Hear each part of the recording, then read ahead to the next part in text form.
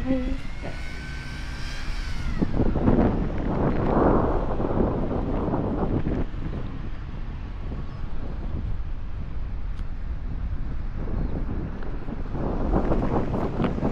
Yeah, so I'm going to my brother.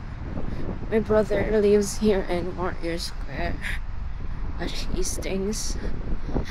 You know, at the who's this? Bridgerton, the Duke of Hastings.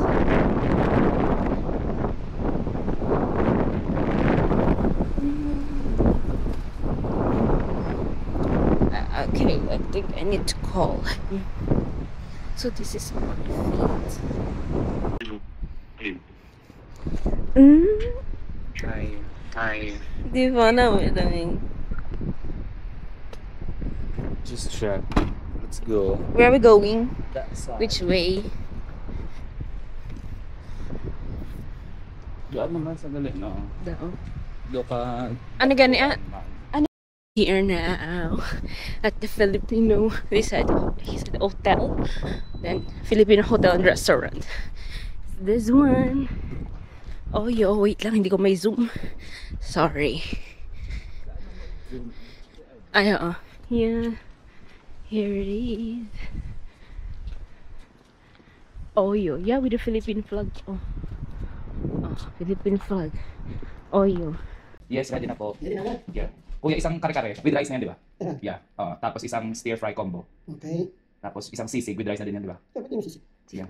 Sisig rice lang. Tapos, Ano yan, sisilog o sisig lang? ano ba? Mas maganda. Yung kasi kung sisig lang, rice, plain rice. Okay. Yung sisilog, With rice itlog. with itlog. Gusto ko may itlog. Yes, Itlog na, no? Tapos isang additional na garlic rice. Okay. Extra. Tapos, anong Coke? Coke lang. Yeah. Coke lang din, kuya. Hindi ko normal ako. Meron bang ano? Zero? Or diet? Meron, Coke? zero. Yeah, ako. Zero, dalawa. Yan na. Okay. Thank you, kuya. Thank you.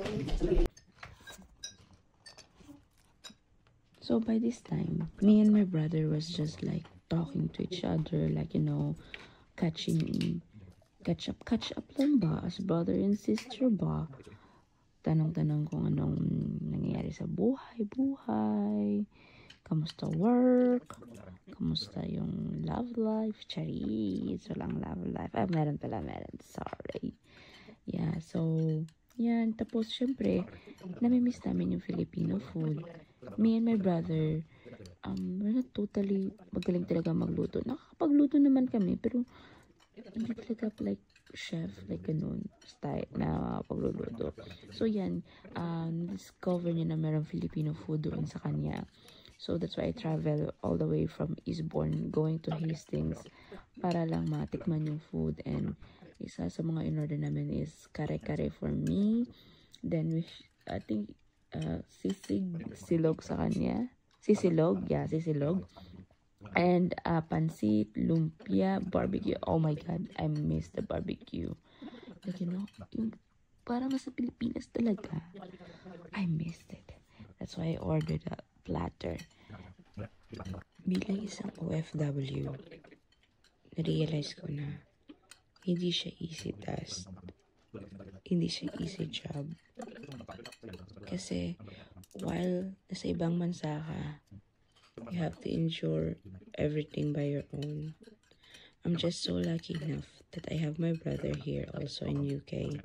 I have my other family member here in UK. Imagine, mag-isa ka.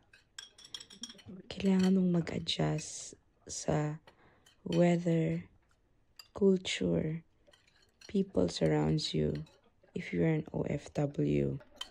Kaya, if may Filipino or may mga kababayan tayo nagpapa-order, nag-o-open ng Filipino restaurant, or magagawi kami ng London, pupunta kami ng Jollibee, we always make sure na makakain namin yung mga Filipino dishes natin. Kasi yun lang yung way na parang may experience namin na nasa Pinas kami ulit. Parang kahit papaano malalas yung pagka-miss natin sa Philippines. To all OFW all over the world, I'm so proud of you. Kaya natin to.